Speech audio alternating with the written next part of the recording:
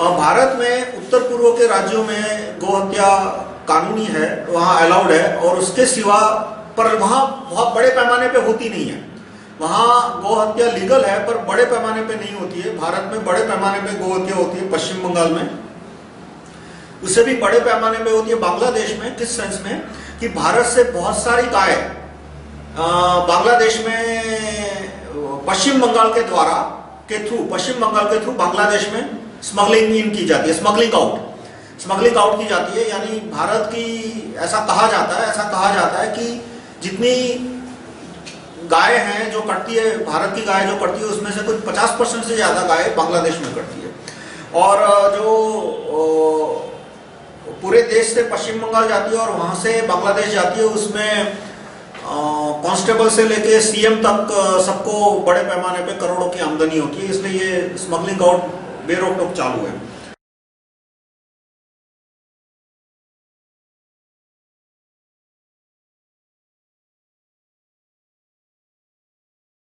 गाय हैं जो कटती है, भारत की गाय जो कटती है उसमें से कुछ 50% से ज्यादा गाय बांग्लादेश में कटती है।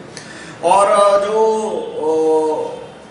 पूरे देश से पश्चिम बंगाल जाती है और वहां से बांग्लादेश जाती है, उसमें कांस्टेबल से लेके सीएम तक सबको बड़े पैमाने पे करोड़ों की आमदनी होती है। इसलिए ये स्मगलिंग आउट बेरोक टोक चालू है। आज गाय कटती है तो यूं समझो कि कसाई को 10-20 हजार रुपया एक्स्ट्रा मिल जाता है। एक्स्ट्रा किस सेंस में कि एक भैंस को काटने से जितना चमड़ा और मीट मिलता है उसके पीछे खर्चा होता है। खर्चा यानी भैंस को घास खिलाना पड़ता है, थोड़ा बहुत गेहूं चावल दाल खिलानी पड़ती है, उसके बाद कहीं जाके भैंस का 100 किलो मीट और चमड़ा नसीब होता है। जबकि गाय में कसाई को ये कैसे फ्री में मिल जाता है, ये थोड़ी दुख की बात है, थोड़ी अश्लील भी लगे और मुझे कहना अच्छा नहीं लग रहा, पर हिंदू है वो गाय को दान में खाना देते हैं, इसलिए कसाई को गाय फ्री में मिल जाती है। ना उसे घास खिलाना पड़ता है, ना उसे गेहूं चावल दाल कुछ खिलानी पड़ती है। तो एक भैंस को काटने से जितना मुनाफा मिलता है उसमें से पहले रेवेन्यू मिलती है, उसमें से ये घास का और ये सारा खर्चा निकालना पड़ता है। जबकि गाय को काटने से जितना मांस और चमड़े से जितनी आमदनी होती है उसमें खर्चा कुछ सब्ट्रैक्ट नहीं करना पड़ता, क्योंकि वो पैसा वो घास और चारा है वो दान के स्वरूप में फ्री में मिल गया। तो इसलिए मैं ये नहीं कहता कि दान नहीं देना चाहिए, देखो दान देना ही चाहिए, ये हमारी हजारों वर्ष जो पुरानी परंपरा है और अच्छी परंपरा है। लेकिन साथ में जो लोग दान दे रहे हैं, गाय को गौशालाओं में दान दे रहे हैं या तो गाय को घराई गाय को खाना दे रहे हैं, उन्हें साथ साथ ये भी देखना चाहिए कि वो right to recall police commissioner, right to recall जज जैसे कानून लाए।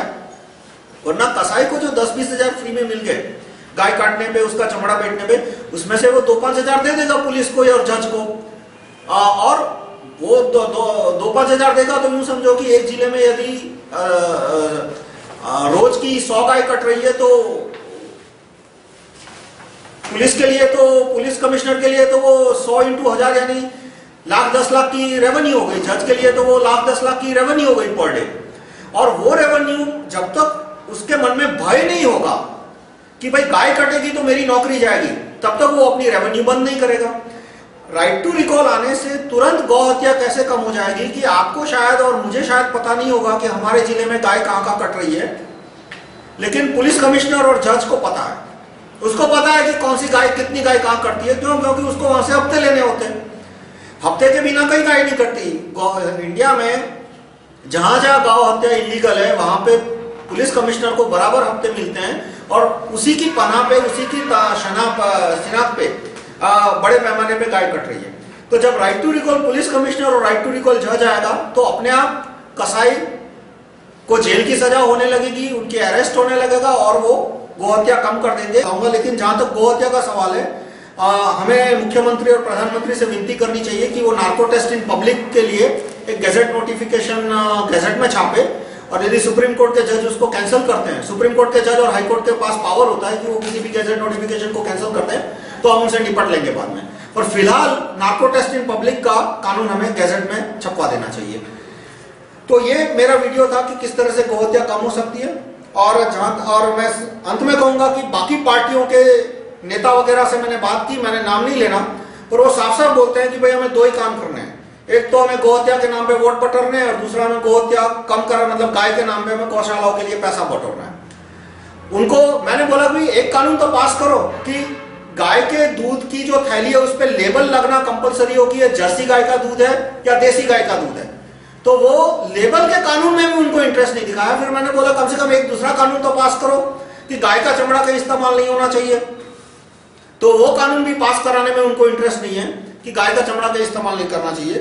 तो पार्टियों के नाम नहीं लेने पर मुझे एक भी पार्टी का एक भी नेता नहीं मिला, एमएलए एमपी की बात करूं, कि जिसे इनमें से एक भी कानून में इंटरेस्ट हो। इसलिए मैं आप नागरिकों से रिक्वेस्ट करूंगा कि वो आप इस कानून के बारे में दूसरे लोगों को इन्फॉर्मेशन दें और जितने भी MP MLA chief minister prime minister है उनको कहे कि ये कानून गैजेट में छपवाने के लिए उनकी मदद करें। धन्यवाद।